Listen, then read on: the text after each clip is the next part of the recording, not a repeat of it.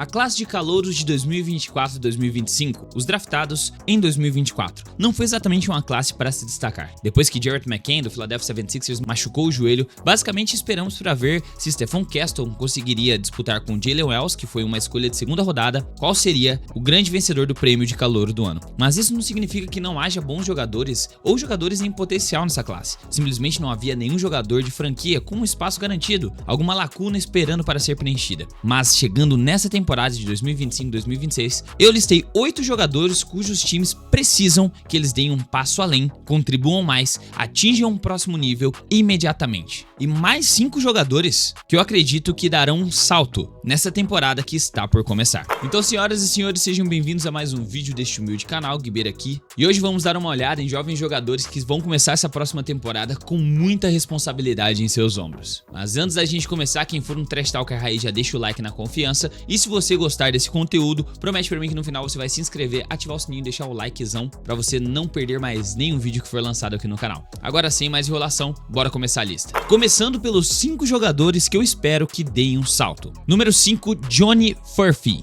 O Johnny foi uma escolha de segunda rodada do Indiana Pacers. E pra quem não conhecia o basquete do australiano, ele é um armador um pouco mais versátil que também consegue variar para outras posições, que temporada passada jogou um total de 50 jogos, por um número expressivo, porém uma média de 7,6 minutos. Ele teve apenas 2,1 pontos de média, 1,4 rebotes, 0,4 assistências, com um aproveitamento de 30% para 3 pontos. Mas o Furphy, além de um sobrenome maneiro, ele também é um cara muito atlético que consegue variar, desde a posição 1 até a posição 3. Então ele é aquele shooting guard, só que tem uma habilidade de passe que muitos acreditam que ele possa desempenhar o papel de armador. E um armador de 2,3 metros com um baita atleticismo consegue passar praticamente a cabeça do aro nas enterradas, que vem ganhando uma minutagem, uma relevância significativa nessa pré-temporada, fez boas partidas em Las Vegas. O Pacers está olhando com um pouquinho mais de cuidado para ele, já que provavelmente vão utilizar como a primeira opção de armador o nosso querido Andrew Nembhard, que eu boto muita fé nele, vão usar para poder revezar com o TJ McConnell vindo do banco de reservas, e eles vão precisar de uma segunda opção, um cara para vir para ajudar na 2, quem sabe até carregar a responsabilidade por uns 10, 15 minutos por partida com a função de armador, e eu vejo que o Furphy consegue fazer essa posição. Tanto que a projeção do Basketball Reference, que eu uso para poder olhar as estatísticas dos jogadores, médias e tudo mais, está colocando ele com um potencial de 12 pontos por partida nessa próxima temporada, somado a 3 assistências e 7 rebotes, porque ele tem essa capacidade de ser versátil nesse nível. O próximo da lista é Bub Carrington, do Washington Wizards. Com todo respeito ao time do Washington e com todos os talentos jovens que eles têm lá, o Bub, mano, é um dos caras que eu mais gostei de assistir jogar na temporada passada. Primeiro que ele realmente foi um destaque, um cara que a gente não esperava tanto, mas entregou muito. Não teve as médias mais expressivas, jogou todos os 82 jogos, só que eu vejo que agora a estrutura do Washington Wizards, com a saída do Jordan Poole para ir jogar lá no New Orleans Pelicans, a saída também do Marcus Smart para ir jogar no Los Angeles Lakers e a chegada de mais jogadores jovens, o Washington Wizards está apostando nessa reconstrução. E com um jogo tão bonito quanto o Carrington tem, jogando ao lado de Trey Johnson, que vai estrear agora, um excelente arremessador,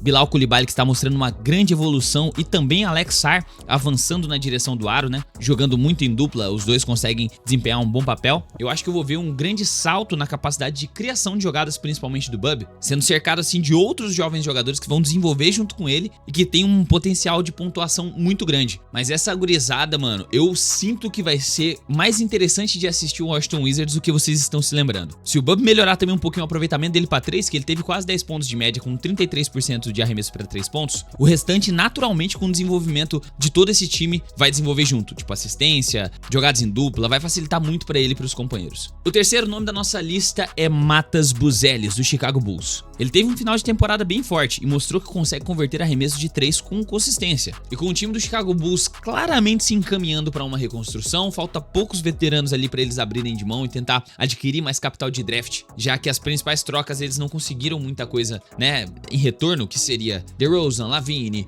Caruso. Eles não pegaram quase nada de pick de draft. Ainda sobrou o Vucevic por lá, então quem sabe eles conseguem mais umas picks. E eu vejo que na posição e a versatilidade que o Matas Buzelis entregou temporada passada, a grande evolução dele, eu previ assim, na verdade é que eu não tenho muita fé nos jogadores que vêm do D-League Ignite, mas com ele foi diferente. Ele mostrou que pode ser the real deal, o cara pra ser All-Star desse Chicago Bulls e quem sabe o 0-1, tá ligado? Da equipe nos próximos anos. Eu acho difícil que o Billy Donovan tire ele, tá ligado? Deixe ele menos do que 25 pra 30 minutos de quadra nesse segundo ano que tá por vir. Até porque eu acho que ele jogou pouco, tá? A média dele foi de 19 minutos nessa temporada passada. Ele precisa de mais tempo de quadra, na minha humilde concepção. O segundo da nossa lista é ele, Alex Sarr. O pivôzão do Washington Wizards teve muita dificuldade para converter arremessos como novato, depois de ser a segunda escolha geral do draft. E de fato, eu acho que o Alex Sarr, ele ficou querendo provar muito, sabe? O cara quando tá com uma vontade muito grande de mostrar, cara, eu mereço ser a segunda escolha do draft, eu sou muito bom, vocês, sabe? Vocês vão se arrepender. E essa pressão acabou não deixando ele ficar tão confortável em quadra nessa primeira temporada. Sem falar que as primeiras impressões que eu tive é que ele era um jogador meio preguiçoso, mas depois ele acabou demonstrando que ele tem muitos bons instintos dentro de quadra, tá? Eu acho que ele ainda vai passar por aquele período de adaptação, a galera não levando tanto a sério o basquete dele, pra depois ele vir explodir pra ser um bom jogador desse Washington.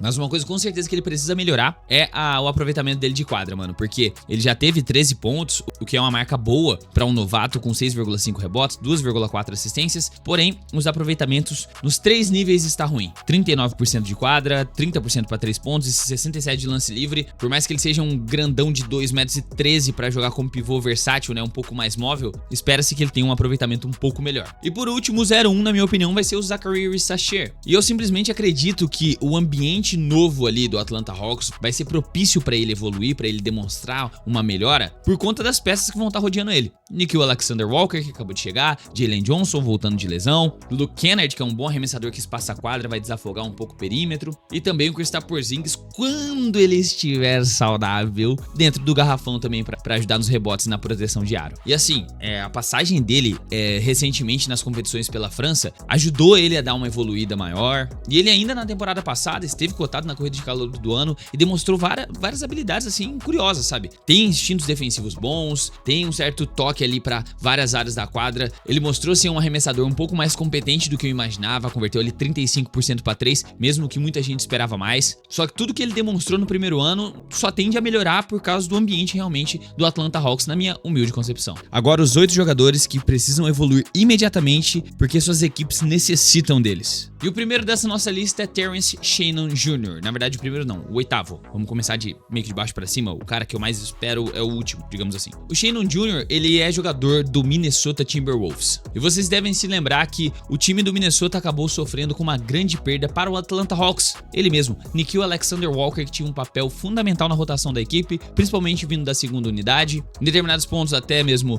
ganhando mais minutagem dentro de quadra do que até o J.D. McDaniels quando ele estava naqueles dias melhores. Então essa lacuna de um jogador defensor, um cara que mata a bola de fora, um cara que é um pontuador um pouco mais versátil, mas também joga dos dois lados da quadra bem, que também consegue ser consistente na defesa, tá aberta vindo da segunda unidade. Então eu sei que tem uma grande expectativa pro Rob Dillingham entregar muito do Minnesota Timberwolves, só que eu acredito que a maior lacuna neste exato momento é o espaço que o Nickeil Alexander-Walker deixou vindo da segunda unidade. Então o Shannon Jr. é um cara que já é um pouco mais experiente pela idade, ele ficou mais tempo no basquetebol universitário, já tem 25 anos, ele tem uma capacidade muito boa de matar a bola de fora e ele precisa dar esse passo neste exato momento, porque é o que o Minnesota está mais em déficit. Sétimo lugar, Dalton Knecht, do Los Angeles Lakers. Eu não sei se vocês se lembram, mas teve um período assim de umas 2 semanas na qual o Los Angeles Lakers estava soltando fogos pelo draft de Dalton Knecht. LeBron James chegou de uma entrevistinha e falou assim: o restante dos times, os outros 16 times, vacilaram, porque deixar o Dalton Knecht para 17º, vocês viram que o moleque fez em quadra, ele fez uma partida, eu acho que de 30 pontos, 30 e pouquinhos pontos. Mas aí simplesmente ele deu aquela sumida, né? Porque chegou um cara chamado Luka Doncic e simplesmente os caras, depois da chegada do Luka Doncic, tentaram trocar o Dalton Knecht, né? Então ele que já tinha pouco espaço na função ali de pontuador, agora teve menos ainda, porque o Lakers precisa mais de um 3&D e não de um calouro pontuador que vai arremessar, ter um volume maior de jogo ofensivo e tirar a bola de quem precisa ficar com a bola na mão. Mas eu acho que o pior mesmo foi aquela troca que aconteceu e depois foi reincidida pelo Mark Williams. Só que neste exato momento, se o Dalton Knecht quiser ficar no Lakers, quiser fazer parte desse novo período da equipe, ele que era um pontuador de mais de 20 pontos no universitário jogando pelo Tennessee, ele precisa transformar o jogo dele, adaptar para um novo papel, utilizar da grande envergadura que ele tem para ser um sólido defensor e fazer um papel de 3&D, que defende muito bem primordialmente e também mata a bola de fora e espaça a quadra, que foi o que o Alex Caruso teve que fazer na carreira dele, teve que fazer essa transformação para ele se adaptar e entender que ele não era o cara que as equipes estavam procurando para ser o expoente pontuador de uma franquia. E o Lakers, neste exato momento, precisa de um Alex Caruso, digamos assim. Eu acho que o Dalton Knecht pode transferir o jogo dele pra ser efetivo assim. O que eu acompanhei dessa pré-temporada, da Summer League, do que ele participou do Lakers, eu não fiquei muito contente com a defesa dele, não. Eu acho que ele deveria se dedicar um pouco mais. Mas existe espaço para evolução. E o Lakers tá precisando de algo assim neste exato momento. Em sexto, Jared McCain, do Philadelphia 76ers. Assim, não é segredo para ninguém que o homem foi muito bom como calouro. Teve determinado ponto que ele tomou até trash talk ali do próprio companheiro de time veterano, podcaster, podcast P, Pandemic P, Paul George. Falando que, como que pode, não poderia ser um calouro o cara mais efetivo da nossa franquia, do nosso time. Enquanto isso, ele postando lá 48 cortes de podcast, Joel Embiid na ala médica o ano inteiro e o Tyrese Maxey também lesionado. E ele falando que não pode ser um calouro, um cara mais efetivo do nosso time. Mas é bem simples, se ele conseguir transmitir o jogo dele, o mesmo jogo que ele fez na temporada passada, pra essa temporada, de forma saudável, o Sixers estará no caminho certo e ele também estará no caminho certo pra ser um baita nome dessa franquia. A questão é, pra ele dar esse salto, eu acho que a única coisa que ele precisa fazer é ficar saudável. E antes mesmo de começar a temporada, ele já descobriu uma nova lesão, uma lesão no dedão que vai tirar ele por algumas semanas. Então vai estar bem complicado. A outra coisa que eu lembrei agora, falando de lesão, né, que eu comentei sobre o Dalton Knecht, sobre o Lakers e tudo mais, o LeBron também se lesionou. Ele vai ficar de 4 a 6 semanas de fora, vai perder o começo da temporada do Los Angeles Lakers, ou seja, vai ser Austin Reeves e Luka Doncic fazendo essa função ali no início da temporada. Loucura, né? Mas vamos pro próximo. Em quinto lugar, eu coloquei o Kelly Oubre do Miami Heat. E cara, é bem básico assim.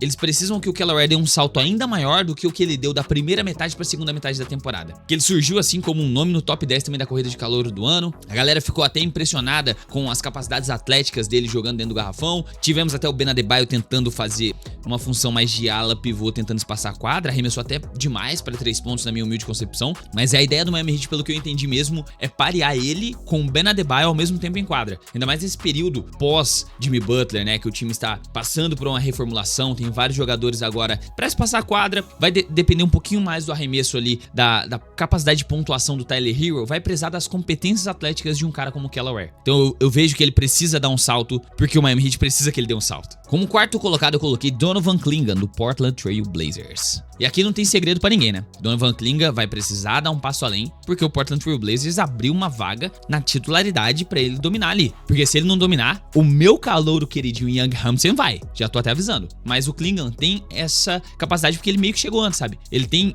meio que a preferência ali do Chelsea Billups. Com a saída do DeAndre Ayton pra ir jogar no Los Angeles Lakers, a rotação vai ficar principalmente entre ele e o Young Hamilton. Eu acho que vão tentar desenvolver muito bem eles, já que não dá pra confiar legal no Robert Williams não, né? Um cara que jogou ali apenas 20 partidas na temporada passada, por mais que ele seja muito talentoso, o senhor do tempo, né? Fez história no Boston Celtics, sendo um sólido defensor. A passagem dele no Portland tá sendo bem deprimente. Então assim, por um lado, eu acho que o gigante Donovan Clingan, que tem 2,18 metros de altura, tem uma missão muito importante nessa temporada, que é suprir essa lacuna que o DeAndre Ayton deixou num momento onde está se projetando que o time do Portland tem uma melhora boa já pra quando a volta do Damian Lillard acontecer, esse time tentar buscar algo grande, sabe? Então eu tô bem esperançoso, vai ter uma disputa bem saudável ali pra ver quem vai ser o pivô 01 em médio e curto período de tempo assim, entre o Clingan e o Hamilton. Então eu acho que vai ser maneiro, mano. Eu tô animado pra assistir o Portland esse ano. Como terceiro eu coloquei Ron Holland, segundo, né, do Detroit Pistons. E o Ron Holland, mano, pra muita gente que antes de acontecer o draft da temporada passada, estava projetando ele, nossa, esse cara vai ser provavelmente a escolha número 1 do draft. Ele apenas mostrou, na minha concepção, obviamente, alguns lampejos do que ele podia ser. Ele foi mais eficiente ali na hora das tretas e dos empurra-empurra que o Detroit Pistons se meteu na temporada passada do que realmente jogando. Mas, mais uma lacuna, é outro time que acabou abrindo um espacinho.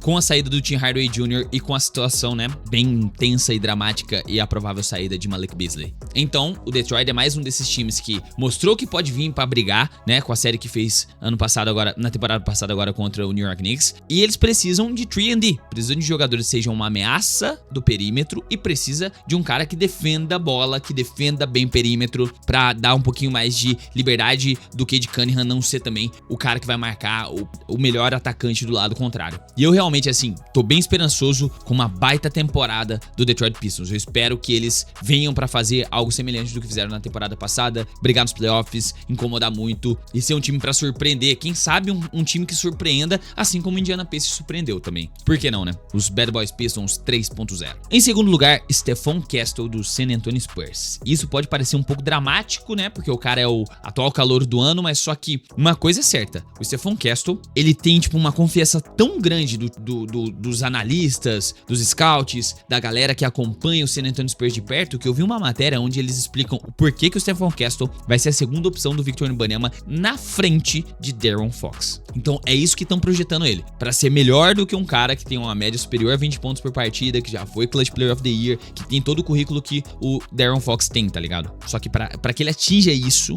é notável que ele precisa melhorar o aproveitamento dele de quadra. O aproveitamento dele pra 3 é muito baixo, o aproveitamento dele de quadra também não é tão consistente assim. Ele nos 3 níveis não consegue ser um bom pontuador. Ele é um bom playmaker, ele é um excelente defensor, tem uma boa estatura, tem uma boa envergadura, ele é forte, ele é muito atlético, finaliza muito na transição, só que ele precisa ser uma ameaça pra 3 pontos. Pra poder mexer o jogo, principalmente jogando pick and roll, pra fazer dupla com o Wemby, ele precisa de um cara que mate bola, mano. O Fox, nas poucas partidas que ele fez na temporada passada, não foi tão expressivamente pontuador assim, até porque ele tava com uma série de lesões, encaixou quase que uma lesão atrás da outra. Mas o Stephon Castle se manteve saudável, ganhou o calor do ano, e ele precisa dar esse salto a mais, principalmente na pontuação. E mais, né, o Stephon Castle, eu sei que, pô, ele tem uma confiança maior. Eles não vão ter mais o Greg Popovich no comando. De qualquer forma, ele, como um cara já indo pra sophomore, ele tem meio que a preferência, digamos assim. Só que vai ter um cara vindo pra querer mostrar tudo de uma vez só. Vai querer mostrar do que ele é capaz, vai tentar roubar a vaga, que é o Dylan Harper, mano. Stephon Castle agora tem um concorrente direto, porque ele não é concorrente do De'Aaron Fox. Eu acho que ninguém toca na vaga de De'Aaron Fox nos minutos de De'Aaron Fox, jogando ao lado do Wemby. Mas Dylan Harper vai vir pra dar noite, então ele precisa desses saltos, senão ele vai ficar pra trás. Ele precisa mostrar que o Dylan Harper é possível pra ser o terceiro